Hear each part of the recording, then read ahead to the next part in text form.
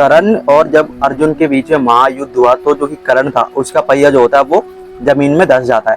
इसी का फायदा उठा के जो भगवान श्री कृष्ण थे वो अर्जुन से कहते हैं कि अब तुम इस पे बाण चला दो और इसका अंत कर दो। लेकिन अर्जुन था वो कहता कि माधव वो नियत है और उसका पहिया जमीन पे धंसा हुआ है, मैं इस समय में उस पर बाण कैसे चला सकता हूँ। लेकिन जो भगवान श्री कृष्ण थे वो कहते हैं कि अगर तूने अभी इसको नहीं मारा तो इसको मारना असंभव हो जाएगा, तेरे बस की बात नहीं है। फिर जो कि अर्जुन था वो क्या करता है, भगवान श्री कृष्ण की आज्ञा मानता है और जो कर्ण था नियत था और अपने रथ का पहिया निकाला था उससे वो उसी समय में बाण चला देता है, जिसके चलते जो कि कर्ण था अब वो क्या करता है कि वो मृत्यु को प्राप्त होने की कगार पे पहुंच जाता है। वहीं पर जो माता कुंती थी वो कर्ण से मिलने के लिए वहां पे पहुंचती है और जो कि माता कुंती थी वो कर्ण से इसलिए भी जाती क्योंकि वो एक तो उसका पहला पुत्र था, अविवाहित थी, इसके चक्कर में उसने उसे पहले भगा दिया था,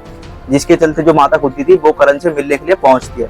अब वहीं पर जो कि माता कुंती थी वो कर्ण को जब देखती है इस स्थिति में तो जो कि माता कुंती थी वो बहुत ज्यादा रोने लग जाती है कि कभी कुंती ने उसको प्यार नहीं दिया और जो कि कर्ण था वो सदैव ही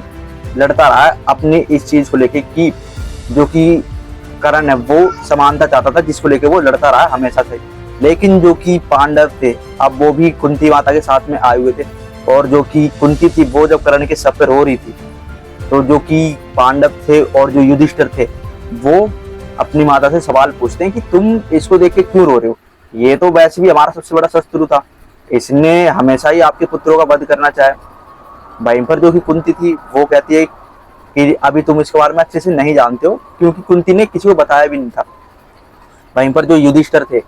वो अपनी माँ से पूछते हैं कि सच्चाई क्या है, हमें इस चीज के बारे में बताओ। तो जो कि माता कुंती थी वो जो कि कर्ण है उसके बारे में जो युधिष्ठिर थे उनको सच्चाई बताते हैं कि ये मेरा पहला पुत्र है और ये जब हुआ था जब मैं अविवाहित थी, उस समय में मेरा विवाह नहीं हुआ था, मैं कुंवारी थी, समाज के डर के चलते ही मैंने जो कर्ण है इसको गंगा में बहा दिया था। क्योंकि उस समय में यही था, आज के समय में भी ऐसी है ज्यादातर कि अगर कुंवारी कोई कन्या उसके पास अगर कोई बच्चा है तो समाज कुछ और ही सोचता है। तो जिसके चलते जो कुंती थी समाज के डर से ही उसने कर्ण को गंगा में बहा दिया था और यही एक रीजन था कि जो कर्ण था उसको कुंती ने अपने पास नहीं रखा था क्योंकि वो उस समय में कुंवारी थी और कर्ण उसके हाथ में आ चुका था, उसकी गोद से वो आ चुका था भगवान सूर्यदेव के वरदान के चलते। तो जो कि माता कुंती थी वो ये चीजें युधिष्ठिर और अन्य पांडवों को बताती है। वहीं पर जो भगवान श्री कृष्ण थे उन्हें तो ये चीज का पता था, लेकिन जो भगवान श्री कृष्ण थे वो भी नहीं बताते हैं पांडवों को, क्योंकि भगवान श्री कृष्ण ने उन्हें समझाया भी था कर्ण को, लेकिन कर्ण ने बात नहीं मानी थी और उन्होंने बोल दिया था कि मैं अपने दोस्त दुर्योधन का साथ दूंगा, जिसके चलते जो कि भगवान श्री कृष्ण थे उनकी भी वो बात नहीं मानता। लेकिन जब उनका युद्ध होता तो भगवान श्री कृष्ण ही उनका छल से वध करवा देते। तो जो कुंती थी वो यही चीजें करती है और कर्ण की सब पे वो रोती है। तो जो कि युधिष्ठिर थे जब उनको अपनी माता से इस चीज का पता चलता है कि जो कर्ण है वो हमारा ज्येष्ठ भ्राता है, हमारा ही नहीं बल्कि कौरवों का हम सब में वो बड़ा था, तो जो युधिष्ठिर था अब उसको अपनी माता में बहुत ज्यादा क्रोध आता है। वो ये सोचता है कि अगर हमारी माता कर्ण के बारे में हमें पहले से ही बता देती, अगर कौरवों को और पांडवों को इस चीज का पता चल जाता कि कर्ण उन्हीं का सबसे बड़ा भाई है, तो युधिष्ठिर यही चीज सोचता है कि अगर ये कुंती माता हमें इस चीज के बारे में पहले से ही बता देती तो शायद युद्ध नहीं होता,